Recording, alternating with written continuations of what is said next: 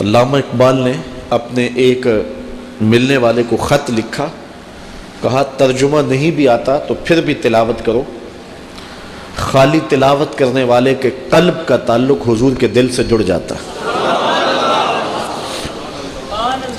تو کہا کہ ذکر سے مراد قرآن مجید کی تلاوت ہے۔ سیارہ ڈائجسٹ کا ایک قرآن نمبر چھپا تھا، اس میں ایک شخص کی کہانی لکھی تھی کہ قبر کھودتے اس کی قبر کھل گئی۔ لوگوں نے دیکھا کہ قبر میں روشنی ہے اور کفن بھی میلا نہیں ہوا، اور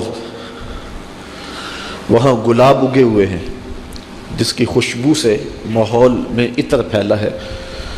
تو لوگ اس نشان پہ صاحب قبر کا گھر تلاش کرتے رہے، اور اس کی بیوہ سے ملاقات ہو گئی، اگرچہ وہ بہت زیادہ بوڑھی ہو چکی تھی۔ پوچھا تیرے شوہر کا کیا عمل ہے کہ ہم نے اس کی قبر میں روشنی بھی دیکھی ہے اور خوشبوئیں بھی دیکھی۔ اس نے کہا میرا شوہر ایک دیہاتی شخص تھا، مجھے کوئی اس کا ایسا عمل نظر نہیں آتا۔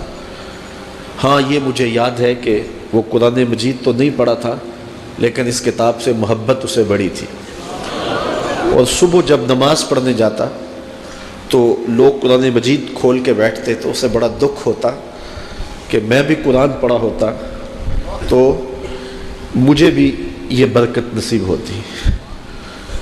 اب گھر آتا تو اس کے قدم بوجھل ہوتے، گھر آ کے طاق پہ پڑے ہوئے قرآن مجید کے نسخے کو اٹھاتا اور کھولتا، اور ایک ایک سطر پہ انگلی رکھتا اور کہتا مالک مجھے نہیں پتا یہ کیا لکھا ہے، لیکن جو لکھا ہے سچ لکھا ہے۔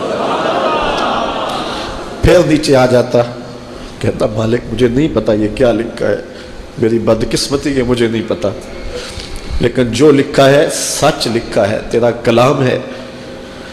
انگلیاں پھیرتا جاتا اور یہ کہتا چلا جاتا یہ بھی حق ہے، یہ بھی حق ہے، یہ بھی حق ہے، اور یہ بھی حق ہے۔ تو آج اس کی قبر میں جو اجالے پھیلے ہوئے ہیں تو اس قرآن کی محبت کی وجہ سے ہے۔ اللہ ہم سب کی قبروں میں روشنیاں کر۔ چونکہ ہماری تحریک قرآن مجید کی تحریک ہے تو اللہ کی کرم نوازیاں ہو جائیں۔ ہم اس کتاب کا حق تو ادا نہیں کر سکتے، لیکن نوکری تو اللہ نے ہمیں نصیب کر دی ہے۔ اللہ اس کتاب کی برکتیں ہمیں نصیب کرے۔ اللہ تعالیٰ نے حضرت انسان کے لیے ہدایت کے من جملہ ذرائع میں سے ایک ذریعہ کتابیں اور صحیفے بنائے۔ قرآن مجید سب سے آخر میں نازل ہوا، اور جتنی ماضی میں نازل ہونے والی کتابیں اور صحیفے تھے ان میں جو کچھ تھا اس کا خلاصہ قرآن کی شکل میں موجود ہے، اور قیامت تک آنے والے اور ما بعد قیامت معاد کی ساری چیزیں قرآن میں رکھی گئی۔ اور قرآن کے نازل ہوتے ہی باقی کتابیں منسوخ ہو گئی۔ کتابوں پر اعتقاد، یقین، ایمان ضروری ہے، لیکن عمل صرف قرآن پہ ہوگا۔ یتیمے کے نا کردہ قرآن درست، کتب خانائی چند ملت بشست۔ ابھی قرآن مکمل نہیں ہوا کہ پچھلی کتابیں منسوخ ہو گئیں۔ قرآن کے پہلے حرف سے ہی پچھلی کتابیں منسوخ ہو گئیں۔ تاروں سے کہو اب کوچ کریں، خورشید منور آتا ہے۔ تو ہمارا پچھلی کتابوں پر ایمان لانا ضروریات دین سے ہے، لیکن عمل قرآن پہ ہوگا۔ اس وقت دنیا کا کوئی بھی مذہب، کسی بھی مذہب کا ماننے والا، وہ اپنے مذہب کی کتاب کو ہاتھ میں پکڑ کے یہ نہیں کہہ سکتا کہ یہ وہی کتاب ہے جو نازل ہوئی۔ وہ بھی کہتے ہیں کہ جناب اس میں ضرور کمی بیشی ہے، کوئی تھوڑی مانتا ہے، کوئی زیادہ مانتا ہے، لیکن آنکھیں بند کر کے قرآن مجید کا نسخہ ہاتھ میں پکڑ کے حضور کا غلام کہہ سکتا ہے یہ وہی کتاب ہے، من و عن، حرف بحرف، بغیر کسی تغیر اور تبدل کے، جو میرے رسول کے سینے پہ نازل ہوئی ہے۔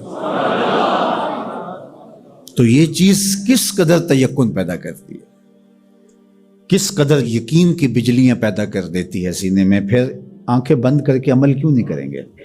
کتاب پر ایمان لانے کا مطلب پوری کتاب پر ایمان لانا، اس کے تقاضوں پر ایمان لانا، اس کے احکام کو ماننا اور اس کے نواہی سے اجتناب کرنا، یہ تقاضا ہے اس ایمان کا۔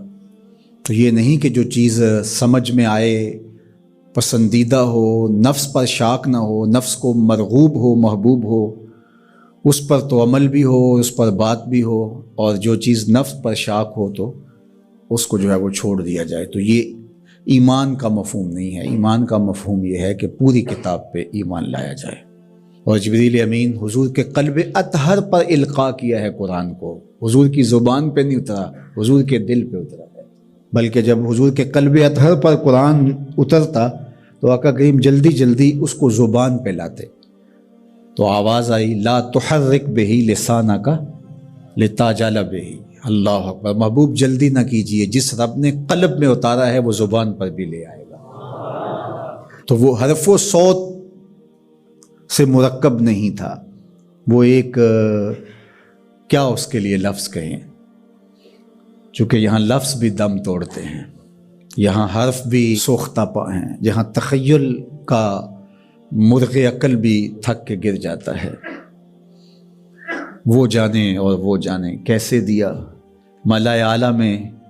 وہ منظر بھی تو ہم دیکھتے ہیں کہ رب اپنے محبوب سے پوچھتا ہے کہ یہ فرشتے کیا بات کر رہے ہیں، تو حضور معذرت کرتے ہیں، تو اللہ تعالیٰ اپنا دست قدرت، اب یہاں اور کیا کہا جائے، کسی اور کا ہوتا تو ہاتھ کہہ لیتے، لیکن یہاں تو دست قدرت فوضع کفہ بین کتفی، تو اس نے دست قدرت میرے دو کندھوں کے درمیان رکھا۔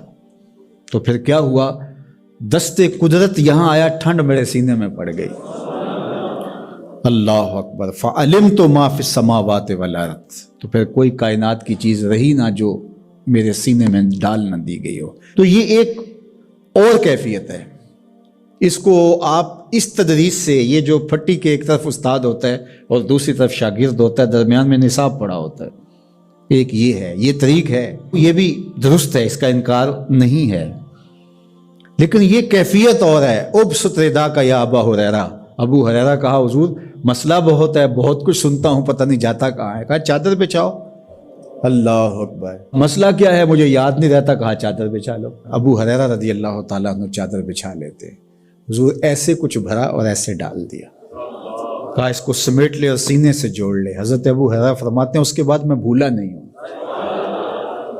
تو وہ کیا ڈالا تھا جو ایسے ڈالا تھا؟ اللہ اکبر۔